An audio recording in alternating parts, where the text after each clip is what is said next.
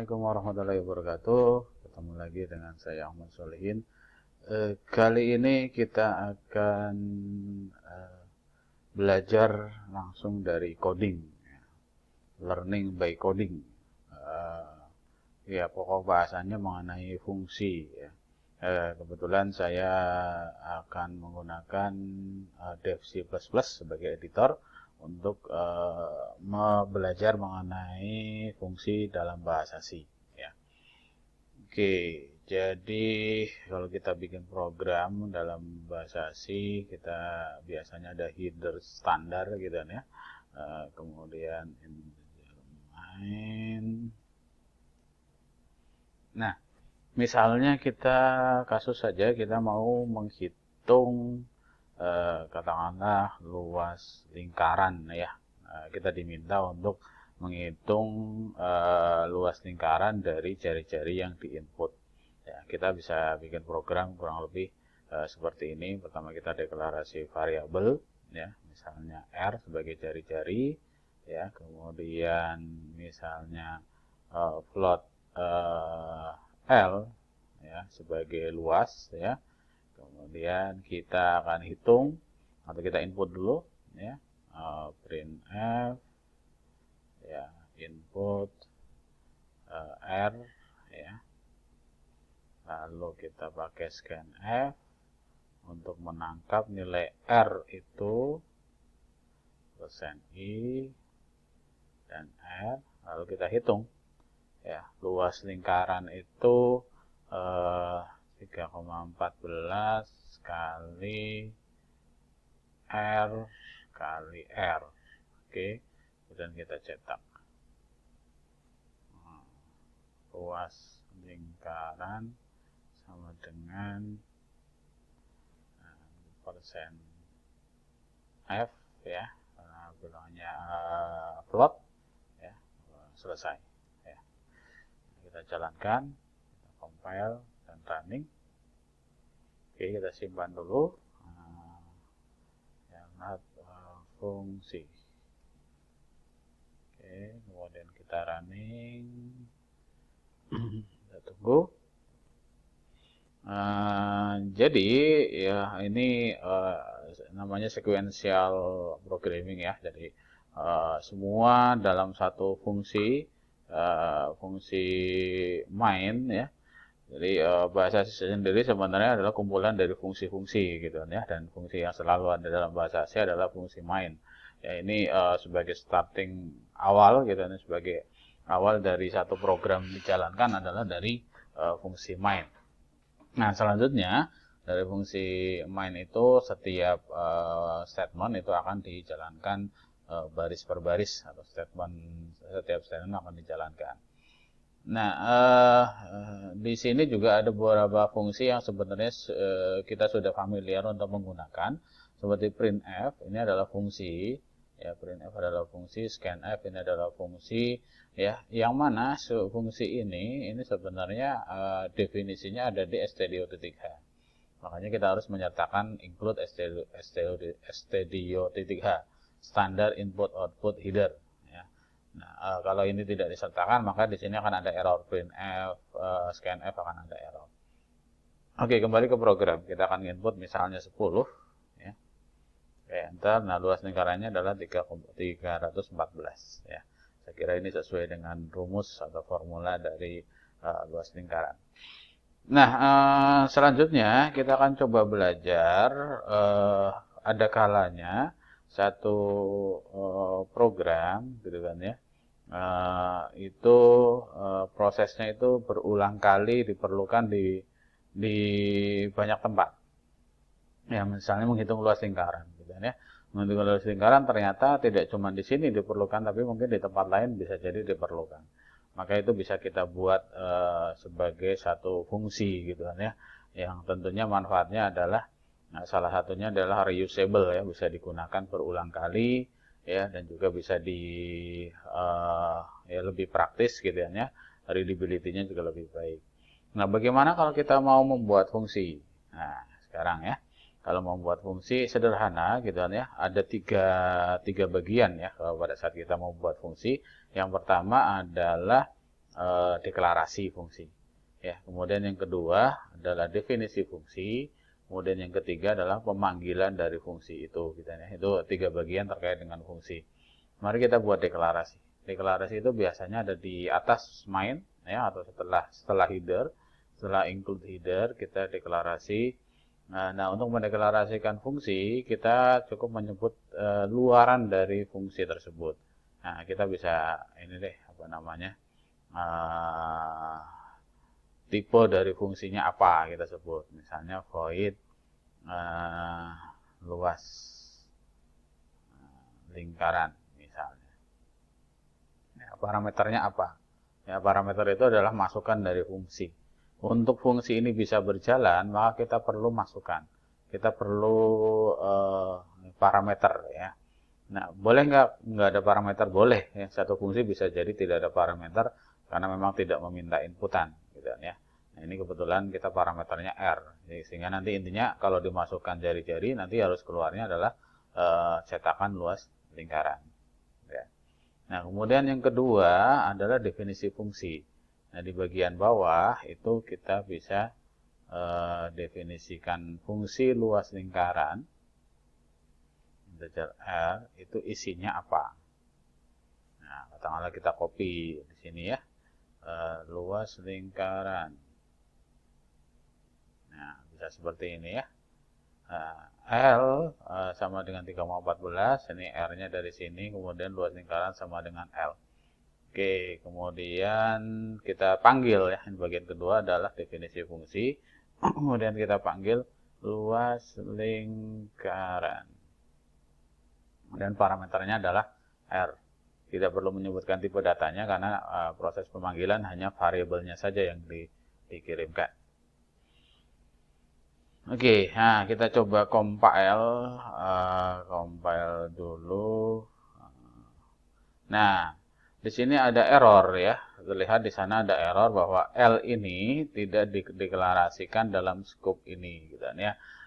Kurang lebih seperti itu. Jadi L ini belum dikenal. Loh Pak, kan di main sudah ada L. Nah, kita sekarang bicara mengenai scope dari variabel.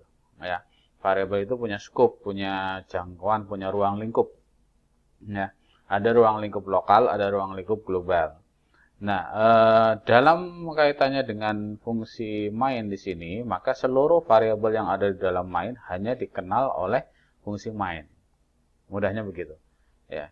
Kemudian di luas lingkaran, kalau di situ ada variabel ya tentunya hanya dikenal di situ. Nah, kita lihat errornya kenapa? Karena L di sini ya di luas lingkaran itu tidak dideklarasikan. Kenapa? Karena L yang ada di main ini tidak dikenal di sana.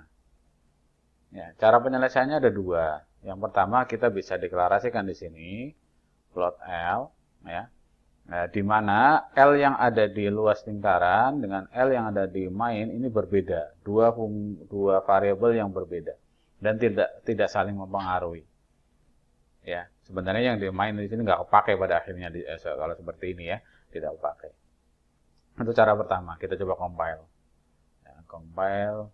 Dan juga di running apakah hasilnya masih sama. Nah, running input misalnya 10, oke masih sama ya 3,14 luas lingkarannya. Oke, itu ya. Nah, cara kedua bagaimana Pak gitu ya. Ini L ini dianggap sebagai lokal. Cara kedua adalah mengglobalkan variabel L. Kenapa? Karena kita pengen mengakses L itu di beberapa fungsi sekaligus, maka kita bisa buat global. Caranya ini dipindahkan posisinya ke luar fungsi setiap fungsi. Jadi ada di luar di sini. Maka L ini dianggap sebagai variabel global. Yang mana L itu nanti akan dikenal di fungsi main, dikenal juga di fungsi luas lingkaran. Seandainya L ini diisi dengan misalnya 10, nanti kalau misalnya langsung dicetak di sini, maka isinya adalah 10. Ya. Jadi L itu akan saling mempengaruhi. Tapi di sini kebetulan diganti dengan perkalian antara 314 kali R ya. Sehingga nanti hasilnya ya sesuai dengan perhitungan dari rumus ini. Ya. Oke, nah, seperti ini ya. Kita buktikan kita error atau tidak ya. Kita compile dan run sekaligus. Oke, compile sepertinya jalan. Nah, jalan kita entry 10 atau 100. Ini akan jadi 31400. Oke, kita lanjutkan.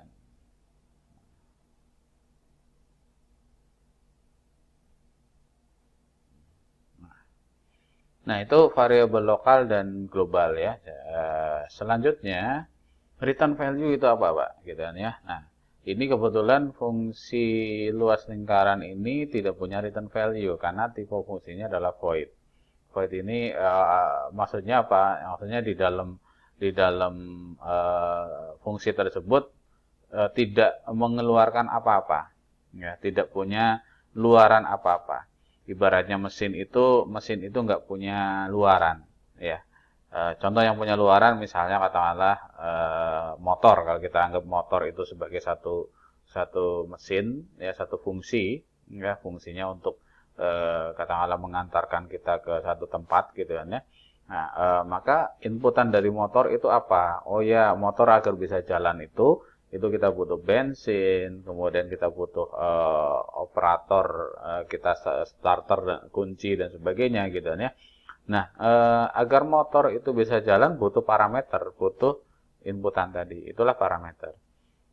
Nah, selanjutnya motor itu punya luaran. Ya, selain dia bisa jalan, dia jalan gitu ya. Luarannya apa? Oh ya, mungkin residu atau asap ya kendaraan, asap motor gitu. Itu luaran, itu output ya dari motor tersebut. Nah, itu kurang lebih gambarnya seperti itu. Nah, pada saat tipenya void di sini maka luarannya tidak ada. Nah, contoh Pak yang misalnya luarannya yang ada. Nah, misalnya seperti ini. Kita ganti menjadi float. Ya, nanti artinya apa? Luas lingkaran itu adalah fungsi yang nantinya menghasilkan nilai float. Jadi outputnya adalah nilai float. Ya, di deklarasi diganti, di definisi juga diganti. Nah, lalu berbeda di sini. Yang tadinya L ini kemudian di sini langsung dicetak, kita bisa ganti dengan return. Jadi L-nya dikembalikan ke si pemanggil. Kemudian di sini kita bisa tuliskan misalnya L sama dengan luas lingkaran. Ya, kemudian kita cetak luas lingkaran adalah L. Atau sebenarnya bisa juga langsung begini. Ini masuk ke sini gitu tanpa perlu adanya variabel lagi. Itu juga bisa. Ya, ini kita hapus. Jadi print luas lingkaran ya sama dengan sekian, ini luas lingkaran. Nah, ini nanti hasilnya adalah sesuai dengan perhitungan. Oke, kita coba compile dan run, apakah masih sesuai.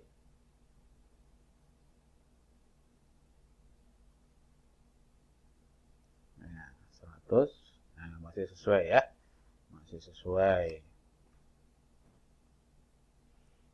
Oke, nah misalnya tadi diinputkan 100 ya. Inputkan 100, nilai R yang diinputkan itu nanti akan dikirimkan ke sini, namanya di passing.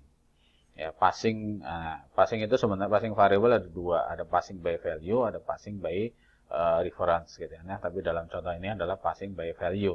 Karena umumnya pemrograman saat ini sudah tidak menggunakan passing by reference. Ya, rata-rata adalah passing by value. Nah, nilai R di sini, ya, tadi 100 misalnya di input, nanti akan dikirimkan ke fungsi luas lingkaran, akan ke sini nih. Ya, sehingga nilai R yang ada di sini, ini akan passing, akan diterima oleh si luas lingkaran, kemudian di sini diproses, ya, 3,14 kali R kali R, sehingga nanti di return value. Nah, setelah ketemu rumusnya dan ketemu nilai L, maka L-nya dikembalikan lagi. Nah, sehingga nilai dari luas lingkaran di sini ini adalah bernilai L di sini ya. Nilainya berapa ya? 14.000 tadi gitu kan ya. Oke. Ya, kurang lebih seperti itu terkait dengan fungsi gitu kan ya.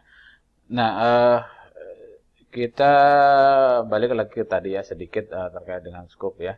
Misalnya kalau saya di sini ganti dengan X, boleh nggak ya kira-kira?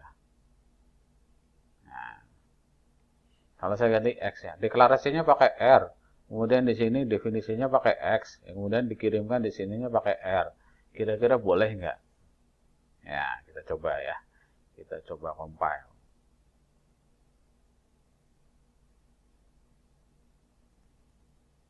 Oke, tidak ada masalah ternyata.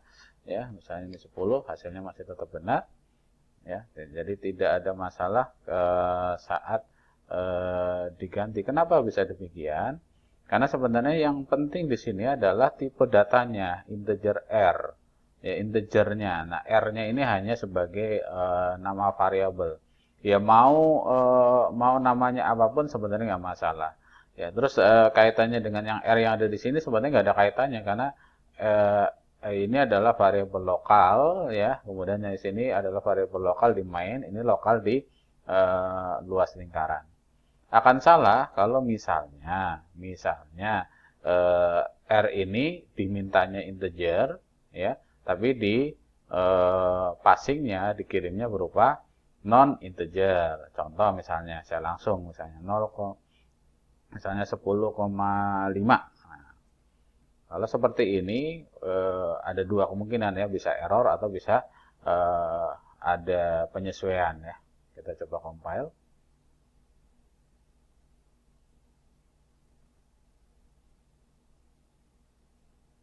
Nah, misalnya ini sebenarnya nggak ngaruh ya. Nah, hasilnya adalah 3,14. Nah, kenapa tidak ngaruh gitu ya? Karena kan dimintanya tadi integer ya, kemudian di sini 10,5. Ini kan float. Nah, ini akan dikonversi ke integer ya. Akan dikonversi ke integer sehingga kalau ini dipangkas hasilnya adalah 10. Hasilnya adalah 10 gitu ya, karena dia akan dipaksa mengkonversi dari float ya, dari 10,5 menjadi format integer yaitu 10 ya. Oke, kita kembalikan lagi. Oke, sebenarnya itu saja gitu kan ya, hal sederhana dari satu fungsi saat kita mau buat fungsi sendiri. Tidak terlalu susah gitu kan ya. Nah, nantinya saat kita belajar lebih lanjut ya, kita nanti juga ada mengenal ada fungsi yang namanya fungsi rekursif, di mana fungsi itu bisa memanggil dirinya sendiri ya dan seterusnya gitu kan ya. Oke, saya kira itu sampai ketemu lagi di uh, belajar video belajar yang lainnya ya, semoga bermanfaat. Assalamualaikum warahmatullahi wabarakatuh.